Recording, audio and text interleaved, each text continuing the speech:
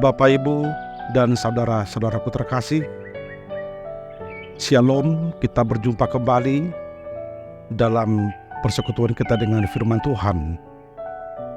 Hari ini, Rabu 5 Juli 2023. Mari Bapak Ibu, kita awali persekutuan kita dengan firman Tuhan di dalam doa. Kita bersatu dalam doa.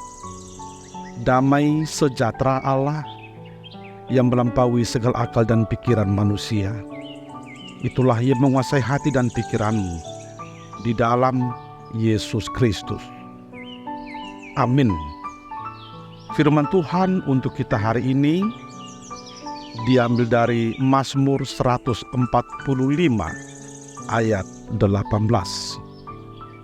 Tuhan dekat pada setiap orang yang berseru kepadanya, pada setiap orang yang berseru kepadanya dalam kesetiaan. Psalmen 145 ayat 10. Donok do Jahuba disudiaka nama ju ibana, tongo tahe disudiaka nama ju ibana di bagasan hasitongan. Demikian firman Tuhan. Tuhan dekat pada setiap orang yang berseru kepadanya. Ibu, Bapa, dan saudara-saudaraku terkasih, ada seorang ibu di satu desa. Dia sudah janda, suaminya sudah meninggal, lalu meninggalkan satu orang anak laki-laki. Lalu si ibu ini pun berjuang untuk membulatkan tekad hidupnya, membesarkan anak satu-satunya ini hingga menjadi anak yang berhasil. Bapak Ibu, sesuai dengan harapannya, si anak ini pun mulai bertumbuh sehat walafiat, rajin ke gereja, rajin bekerja membantu ibunya. Sampai kira-kira kelas 5 SD, anak ini terus bertumbuh menjadi sukacita bagi si ibu ini. Tetapi malang tidak bisa dihindarkan Bapak Ibu. Suatu hari si anak ini jatuh sakit, panas tinggi, hingga step, lalu hendak dilarikan ke rumah sakit, tapi belum sempat dibawa ke rumah sakit, si anak ini pun meninggal. Boleh kita bayangkan Bapak Ibu, bagaimana sedihnya si ibu ini. Dia patah semangat, dan dia melihat hidup ini gelap. Sepertinya segalanya sudah putus, sudah hancur, karena tidak ada lagi penerus, tidak ada lagi anak yang boleh menjadi harapan ke depan. Si ibu ini pun menangis, meraung kesakitan, dan hampir tidak bisa dihentikan. Sebagaimana biasa Bapak Ibu, dari pihak gereja pun datang ke sana memberikan kata-kata penghiburan. Namun ketika dari gereja memberikan kata penghiburan, si ibu ini pun sembari protes. Dia berkata, "Apa yang tidak kamu katakan? Bukan kamu yang merasakan apa yang saya rasakan. Saya ini menderita, saya ini lemah. Lalu kamu bilang tadi Tuhan bersedia menolong. Apa yang dia tolong? Tuhan itu tidak mampu menolong saya." Bapak Ibu, apa yang terjadi? Si ibu ini sudah jatuh ke dalam pemahaman God is too small. Allah terlalu kecil. Allah tidak mampu berbuat. Allah tidak mampu menolong. Allah tidak punya kekuatan untuk menolong seseorang. Bapak Ibu, pelayan gereja ini pun mengerti situasi tidak kondusif, lalu tidak terlalu memaksakan Dan mereka pun pulang. Hari Minggunya ketika semua sudah tenang, gereja pun memberikan kata-kata penghiburan ke sana. Lalu pelayan gereja dengan tegas mengatakan, "Ibu harus tahu, harus sadar, apa yang ibu katakan hari itu salah. Kalau ibu berkata God is too small, Allah itu terlalu kecil, bukan. Itu salah. Ketahuilah, God is big enough. Allah kita cukup besar. Allah kita mampu melakukan yang terbaik bagi kita. Persoalannya ialah, apakah kita mau berseru? Apakah kita mau datang ke hadapannya? Apakah kita mau bersembah sujud menolong, memohon pertolongannya?" Bapak Ibu, puji Tuhan, si ibu ini pun segera tersadar. Dia mohon maaf, dan kehadiran gereja betul-betul membawa angin sejuk bagi dia. Minggu depannya dia sudah ke gereja lagi. Dia sudah mampu bermazmur, bernyanyi, memuji Tuhan. Bapak, Ibu, dan saudara-saudaraku, apa yang mau kita tegaskan di sana, hidup ini memang penuh dengan pergumulan. Hidup ini penuh dengan tantangan. Tidak ada hidup yang tidak punya tantangan. Itu sebabnya para ahli sering menggambarkan perjalanan gereja, perjalanan hidup orang Kristen bagaikan kapal yang sedang berlayar di tengah lautan.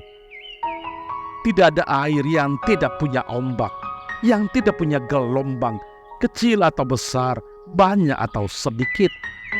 Begitu juga gereja, begitu juga orang Kristen harus menghadapi tantangan, harus menghadapi pergumulan, terpan ombak dan gelombang dalam kehidupannya. Saudara-saudaraku, dalam perikop nas kita boleh melihat bagaimana umat Israel selalu berjuang untuk membangun hidup yang senantiasa mampu memuji Tuhan. Dan kini Raja Daud menjadi role model untuk mereka dan juga untuk orang Kristen sepanjang masa. Nas kita ini merupakan puji-pujian karena kemurahan Tuhan, juga puji-pujian dari Daud. Itu artinya belajar dari pengalaman hidup Daud, dari perjalanan hidup Daud jauh-jauh sebelum dia menjadi raja. Dalam perjalanan panjang hingga dia dinobatkan menjadi raja di istana, Daud sungguh-sungguh merasakan, mengakui, menikmati kemurahan Tuhan. Ada banyak tantangan, kesulitan hidup, mara bahaya yang dihadapi oleh Daud, yang kalau dari kekuatan dan kemampuannya dia tidak akan mampu keluar dari sana. Tetapi dia melihat Tuhan sungguh bermurah hati. Tuhan menolong dia, Tuhan menyelamatkan dia, hingga menghantar dia menjadi raja di tengah-tengah umat Israel, umat pilihan Tuhan. Bapak, Ibu, dan saudara-saudaraku, Allah memang Maha Pemurah. Inilah salah satu dasar orang percaya, termasuk orang Israel dalam nas kita. Mereka memuji Tuhan. Tidak ada hidup yang tidak disertai dengan kemurahan Tuhan. Oleh karena itu, seharusnya tidak ada hidup yang tidak memuji Tuhan. Itulah madah, pujian syukur kepada Tuhan atas pertolongannya, atas karyanya, atas kemurahannya di sepanjang kehidupan umat ciptaannya. Bapak, Ibu, dan saudara-saudaraku, dalam nas kita hari ini ada sebuah statement of faith, sebuah pernyataan iman dari pemazmur. Tuhan dekat pada setiap orang yang berseru kepadanya. Sejatinya Bapak Ibu, sebenarnya Tuhan dekat kepada semua orang. Diminta atau tidak diminta, disadari atau tidak disadari, Tuhan itu senantiasa dekat kepada manusia. Tuhan itu Immanuel, Allah menyertai umatnya. Allah yang imanen, Allah yang senantiasa berada dekat atau berada di tengah-tengah umat ciptaannya. Namun dalam nas kita ditegaskan, Bapak Ibu, kesediaan Tuhan dekat kepada umat ciptaannya boleh dirasakan oleh manusia itu sendiri ketika si manusia itu mau berseru kepadanya, mau memanggil namanya, mau memohon pertolongan, mau berdoa dengan sungguh-sungguh kepadanya. Seruan kepada Tuhan merupakan sarana komunikasi bagi manusia, membangun hubungan, membangun interaksi yang intens, yang erat dengan Tuhan. Semakin jelas dalam nas kita, Bapak Ibu, dalam nas kita dikatakan, Tuhan dekat pada setiap orang yang berseru kepadanya, pada setiap orang yang berseru kepadanya dalam kesetiaan. Kata kesetiaan di sini menunjukkan betapa pentingnya setiap orang setia kepada Tuhan, meskipun dalam keadaan terpuruk, dalam keadaan kesulitan hidup yang paling mendasar, harus setia berseru kepada Tuhan, percaya hanya kepada Tuhan. Dia harus yakin yang mampu menolongnya hanyalah Tuhan Allah, Sang Pemilik kehidupan ciptaan.